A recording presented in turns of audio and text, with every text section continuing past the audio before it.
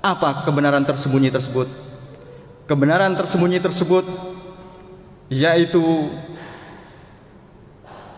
Kiai Haji Muhammad Hashim Asy'ari, pendiri NU sekaligus pendiri Pondok Pesantren Tebu Ireng, mengingkari dengan keras adanya perayaan Maulid Nabi. Kiai Hashim Asy'ari, Kiai Haji Hashim Asy'ari, pendiri NU, pendiri Pondok Pesantren Tebu Ireng, mengingkari keras adanya perayaan Maulid Nabi.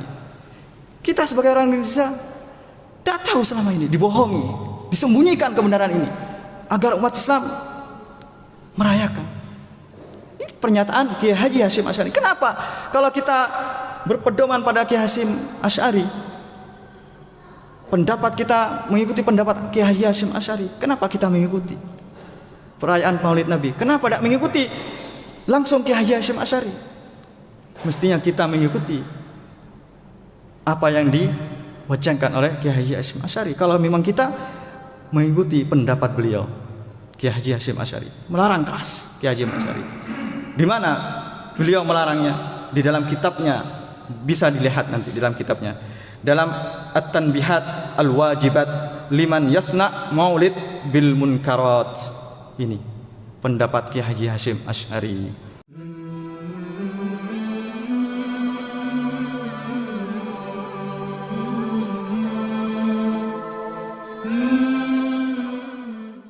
Assalamualaikum warahmatullahi wabarakatuh. Waalaikumsalam warahmatullahi wabarakatuh.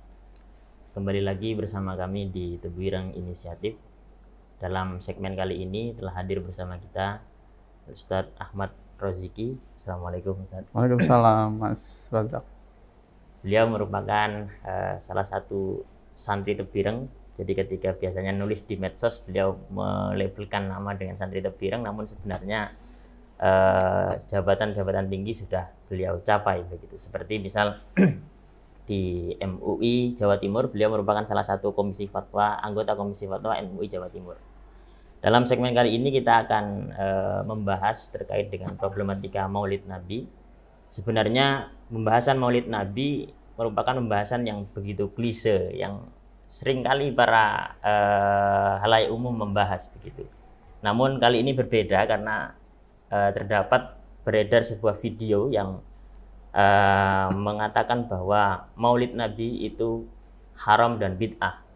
Namun hal yang paling mencengangkan adalah ketika Maulid ini diharamkan, tapi dengan menggunakan referensi Hadratus Syekh Kiai Haji Muhammad Hashim Asy'ari, dengan mengatakan bahwa beliau merupakan seorang pendiri Nahdlatul Ulama yang memang NU terkenal sebagai organisasi yang memang melegalkan terhadap peringatan Maulid Nabi, dan juga beliau dinyatakan di video itu merupakan pendiri Pondok Pesantren Tebu Ireng. Lantas sebenarnya bagaimana Ustaz terkait dengan isi sebenarnya yang ada di dalam kitab At-Tanbihat Al-Wajibat yang dikarang oleh Hadratus Syekh terkait dengan masalah Maulid Nabi? Baik, bismillahirrahmanirrahim. Alhamdulillahi wa kafa, wassalatu wassalam ala sayyidina Muhammadinil Mustafa wa ala alihi wa ashabihi ahli sidki wal wafa, amma ma'ad. Musyahidin al-kiram, teman-teman Tebu Ireng Inisiatif yang saya banggakan, berbicara tentang Hadratus Syekh, berbicara tentang muassis Ma'had Tebu Ireng dan muassis Nahdlatul Ulama, memang menarik gitu ya. Seakan-akan kalau sudah disandarkan ke beliau ini akan wow gitu ya. Dan sebenarnya bagus ya, ada tradisi bahwasanya penisbatan sebuah statement pendapat kepada ulama ini bagus. Ini tradisi kita di pondok pesantren. Kita punya makalah inna min barakatil ilm azwal qaul ila qailih.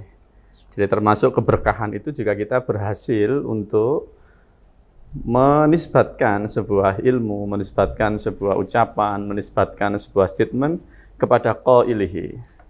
Tapi mohon tidak berhenti di sini gitu ya. Ada lanjutan yang tidak kalah penting, yaitu wa naqlu aqwalil a'immah wa ahwalihim amanah. Jadi kalau menisbatkan ini sudah ada keberkahan, tapi sebenarnya dalam mencatut atau menisbatkan sesuatu kepada orang hebat itu adalah amanah. Yang namanya amanah ini berarti salah satu sifat dari pribadi yang baik ya. Kalau bilang dikatakan bilang, kalau tidak bilang dikatakan tidak bilang.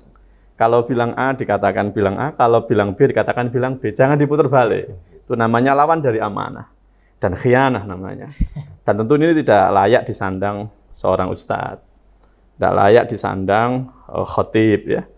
Jadi seorang ustadz, seorang khotib harusnya tadi itu setelah ada keberkahan dalam penisbatan sebuah statement, ada amanah. Ada amanah yang harus dijaga. Baik, kita berbicara tentang kitab yang lagi viral ya. Sebenarnya kitab ini sudah viral, sudah terkenal gitu ya, sudah terkenal, yaitu At-Tanbihat Al-Wajibat Liman Yasna'ul Maulid Bil Munkarat. Kitab ini ditulis Hadratus Syekh sebagai respon ya. Sebagai respon, memang Hadratus Syekh ini kita kenal sebagai ulama yang sering memberi tanggapan, memberi arahan terhadap problematika masyarakat. Lah, Maulid jauh sebelum kitab ini ada, sudah menjadi tradisi, sudah menjadi ritual yang dilakukan oleh umat muslim di Indonesia. Oleh karena itu maka NU sebenarnya tidak menciptakan maulid gitu ya. Jadi maulid ini sudah dilakukan jauh sebelum NU berdiri gitu. Dan Hadratus Syekh ini melihat ada fenomena di beberapa titik ya.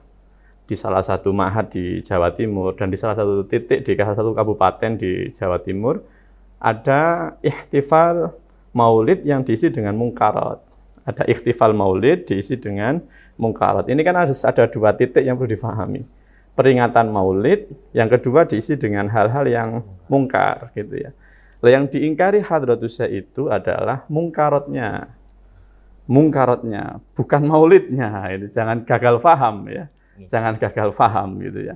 Sehingga pernyataan yang berapi-api dari sang ustadz itu ya, bahwasanya Hadratus Syekh lah orang yang memiliki statement yang sangat keras melarang peringatan maulid, ini salah besar.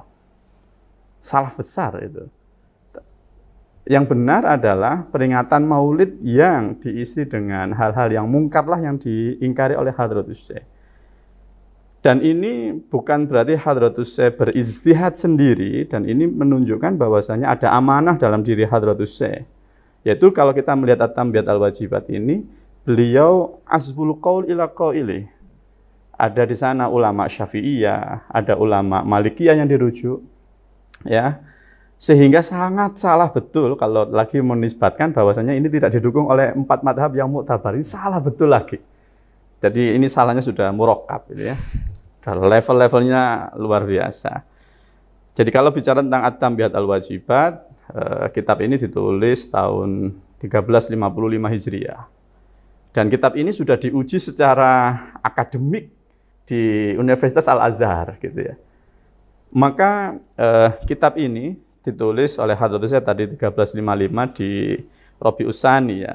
Tadi pagi saya khataman betul kitab ini, supaya tidak ada amanah yang saya lewatkan gitu ya. Jadi Rabi'us Tsani kitab ini diselesaikan oleh Hadratus Syekh lalu dikirim ke Al-Azhar. Dikirim ke Kibar Ulama Al-Azhar. Dan kemudian bisa Anda saksikan di sebelum bicara muqaddimah ini ada tasdirul kitab linukhbatin min ajilla ulama Al-Azhar. Di antaranya adalah Syekh Yusuf Ad-Dikwi.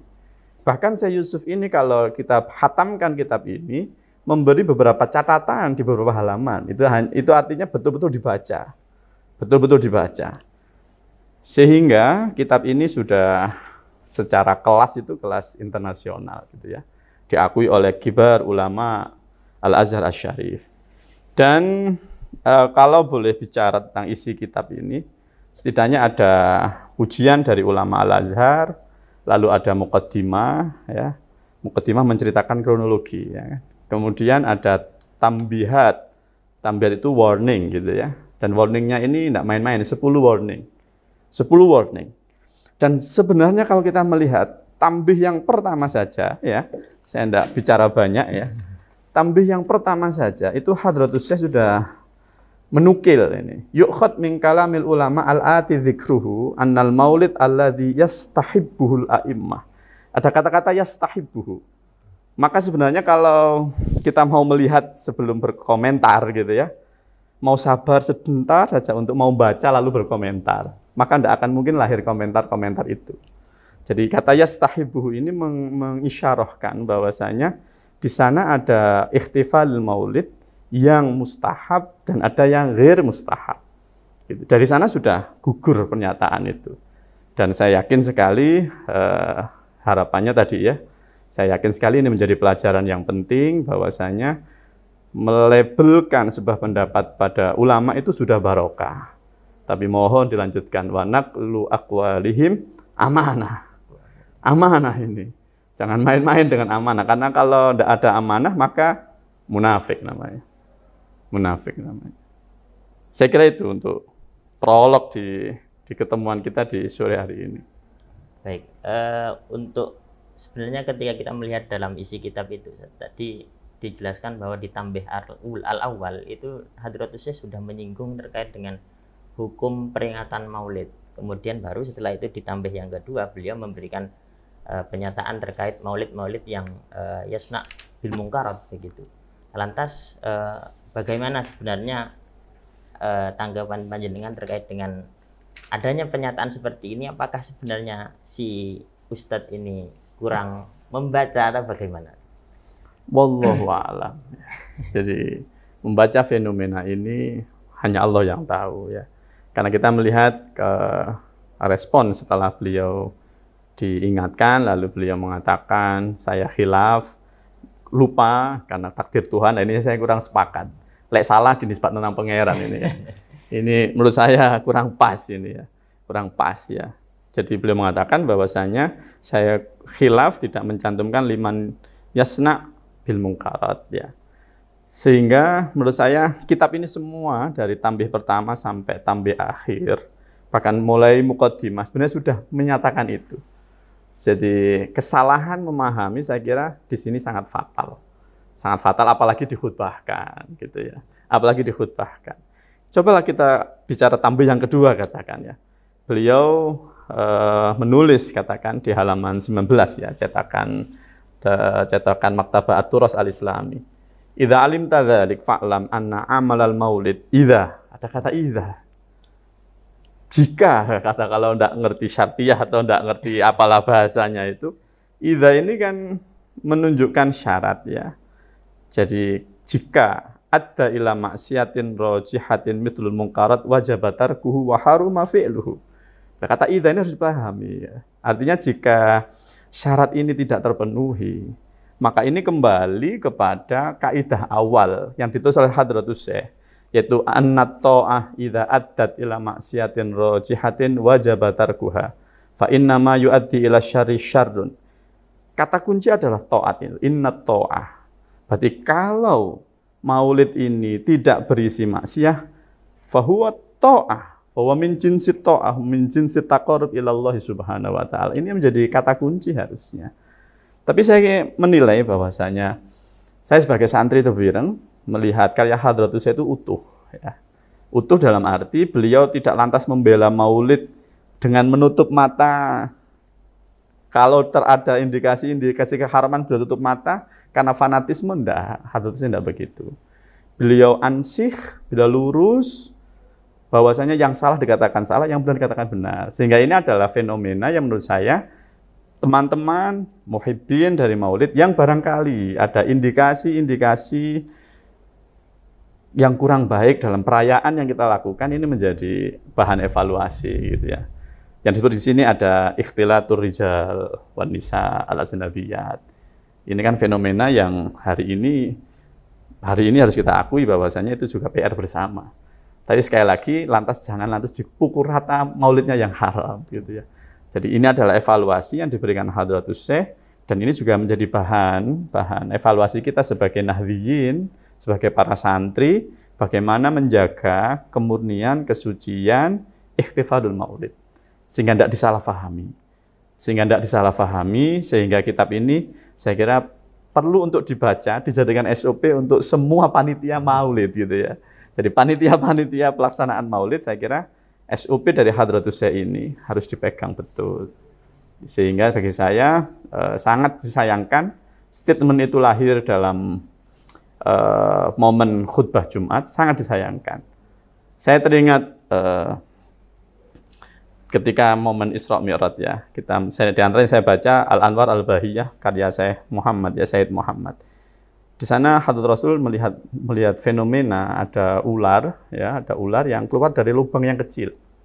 Ya, lalu kemudian ular ini mau masuk, tidak bisa lagi karena ularnya lebih besar daripada lubangnya. Lalu Hadrat Rasul menanyakan pada malaikat Jibril, wahai Jibril, fenomena apa ini? Kata malaikat Jibril, itulah fenomena sebuah ucapan, statement yang sudah keluar, lalu untuk ditarik kembali itu sulit gitu. Dan orang-orang yang melakukan ini, ya inilah yang diberi gambaran dari sejak peristiwa Mi'raj itu sudah ada gambaran itu, bahwa akan ada statement-statement besar yang keluar, tapi kemudian ingin ditarik kembali. Hasilnya no, karena sudah kadung keluar. Kalau bahasa Habib Umar, ketika mencontohkan orang yang sudah mengeluarkan statement dan ingin membersihkannya adalah seseorang itu disuruh bawa kemoceng, ya kan? Kemoceng ini bawa pulang lalu ambil satu-satu tebarkan. Begitu sudah sampai rumah, ke sini lagi. Akhirnya ke situ kan, tanya, sudah Habib, sudah saya lakukan. Coba tarik, ambil lagi itu. Apa itu? Bulu-bulu kemoceng yang sudah tersebar kemana-mana itu, tarik kembali. Ya enggak bisa. Itulah ucapan kamu. Itulah ucapan kamu. Maka menjaga lisan ini sangat penting sekali, terutama kalau kita diminta untuk menjadi tokoh, diminta untuk berbicara, ya baca dulu. Jadi semangat menjadi ustadznya itu direm dulu, ngaji dulu. Maka kata patah yang sangat kita ikuti adalah tafaqqahu qabla an tusawwadu, ya. You alim dulu, you ahli dulu, baru jadi kiai, baru jadi tokoh agama. Untuk menghindari seperti ini. Saya kira itu komentar tentang fenomena ini. Baik, mungkin terakhir terkait dengan